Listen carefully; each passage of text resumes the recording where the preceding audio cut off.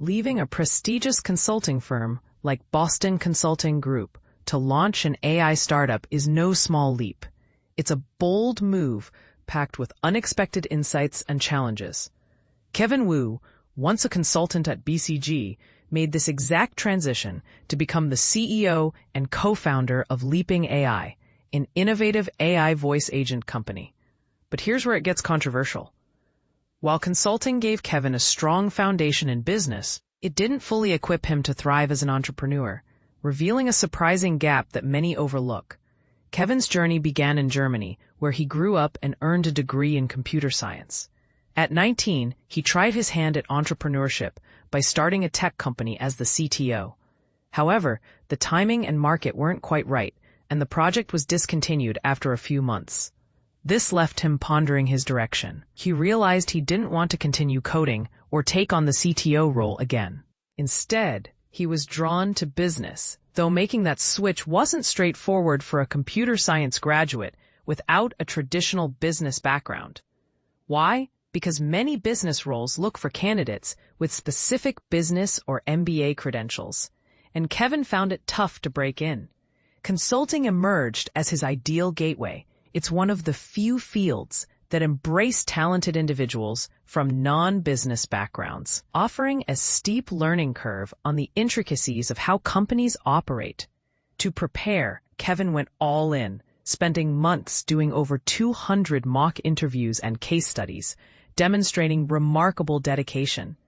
Landing a spot at BCG's Berlin office was a game changer. He describes consulting as the ultimate on-the-job business school for young graduates. Within 2 years, he mastered essential skills: clear communication, professional presentations, teamwork, and even how to confidently correspond with CEOs of major companies. The variety was inspiring, too. Kevin worked with clients across numerous industries, broadening his understanding of diverse business models. Plus, the camaraderie was intense and energizing, balancing hard work with social bonding to the point where sleep was a luxury. But not everything was perfect. Consulting structure is very much up or out. If you don't climb the ladder quickly, you're nudged out.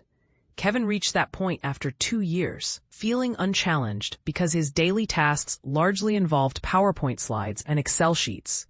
The intellectual stimulation he craved was missing, prompting a bold decision to quit and pursue his own startup. That startup, Leaping AI, focuses on creating an AI voice assistant and gained acceptance into Y Combinator's winter batch earlier this year. They successfully raised $4.7 million in seed funding, a testament to their compelling vision. Kevin credits consulting with giving him a solid grasp of business fundamentals, like profit and loss, PL, statements, and the reality that companies must balance revenues and expenses to survive. It also boosted his confidence tremendously. Before consulting, he felt like just a random coder without leadership skills. Now, he leads teams and steers his company forward with conviction. Yet, despite these advantages, consulting didn't fully prepare him for the wild uncertainties of entrepreneurship. Here's the part most people miss. The transition from consulting to startup founder is not as smooth as it sounds. Consulting often involves working with business-oriented clients and projects with clear goals and predefined paths. Entrepreneurship, on the other hand, forces you to blaze your own trail with limited guidance, facing high risks, no steady salary, and little recognition initially. It's a roller coaster of uncertainty. Moreover, consulting tends to be risk-averse and heavily reliant on alignment with managers and clients. Entrepreneurs often have to act decisively and independently without constantly seeking approval, a mentality Silicon Valley terms founder mode. And unlike consulting, where young consultants rarely handle sales, startup founders must become adept at winning customers, a vital yet often overlooked skill. Kevin also emphasizes the value of experience in product management or engineering roles at tech companies as another great entrepreneurial springboard. These roles teach you what creates standout products, an essential ingredient for startup success. Interestingly, Kevin's workload as a startup founder hasn't lessened. If anything, it's heavier. He hasn't taken a vacation in 2 years and often works more hours than he did consulting. Yet he finds it far more fulfilling because he's charting his own course without a boss dictating his every move. Consulting might expose you to many industries and teach you about business, but it rarely allows you to pursue your own passion or innovate freely. So, here's a question for you. Do you believe consulting truly equips someone to be a successful entrepreneur?